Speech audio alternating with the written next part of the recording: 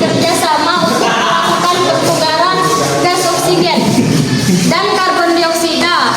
Proses ini berjalan secara otomatis, namun kecepatannya dipengaruhi oleh berbagai faktor.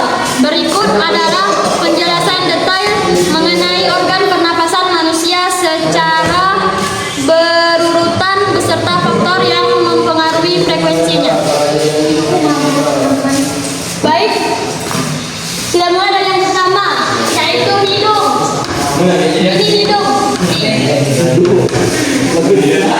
Hidung adalah pintu masuk utama udara ke dalam tubuh.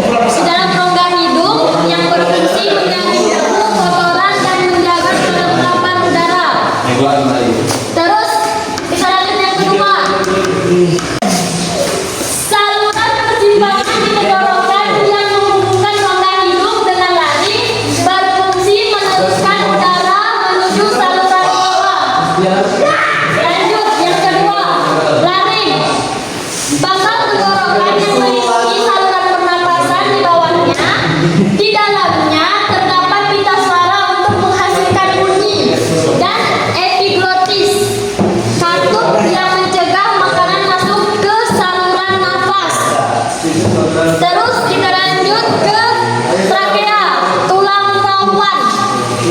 Batang tenggorokan berupa pipa yang tersusun dari tulang rawan agar saluran nafas tetap kokoh, terbuka, dan tidak kempis. Lanjut, paru-paru. Salah. Bronkus. Cabang dari trakea yang terbagi menjadi dua, yaitu bronkus kiri dan kanan, berfungsi menyalurkan udara langsung masuk ke masing-masing paru-paru. Baik, kita lanjut ke paru-paru. Organ utama pernapasan yang di dalamnya terdapat alveolus. Jadi, teman-teman, ini adalah gambar alveolus. Ini. Nah, kantung udara kecil tempat bentuknya oksigen dan karbon dioksida, serta dilindungi oleh selaput pembungkus bernama pleura. Lanjut, yang terakhir, diafragma. Otot utama berbentuk kubah yang membatasi rongga dada dan perut, bekerja secara aktif naik turun untuk mengatur tekanan udara saat kita menarik dan menghembuskan napas. Baik, kita lanjut ke faktor yang mempengaruhi frekuensi pernapasan.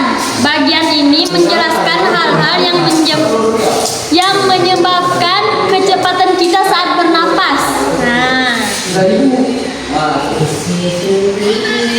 seseorang bisa bertambah cepat atau lambat bernapas karena aktivitas tubuh. Aktivitas yang berat seperti berlari akan meningkatkan kebutuhan oksigen sehingga akan memerintahkan paru-paru untuk bernapas lebih cepat. Seperti ini contohnya, kan? Nah, itu dia terjadi sesak napas. Selanjutnya, faktor usia. Faktor umur mempengaruhi ukuran paru-paru dan laju metabolisme. Bayi dan anak-anak bernapas lebih cepat daripada orang dewasa. Selanjutnya, jenis kelamin. Secara umum, laki-laki memiliki kapasitas atau volume paru-paru yang lebih besar daripada perempuan. Contoh, laki-laki seperti ini, perempuan seperti ini. Nah, terus yang membuat frekuensi napas laki-laki cenderung lebih lambat daripada perempuan. Lanjut, suhu tubuh. Ketika seseorang mengalami demam atau berada di suhu tinggi, metabolisme akan meningkat yang mengakibatkan frekuensi napas menjadi lebih cepat untuk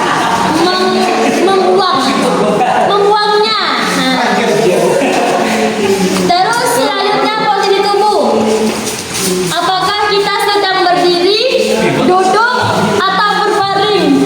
Akan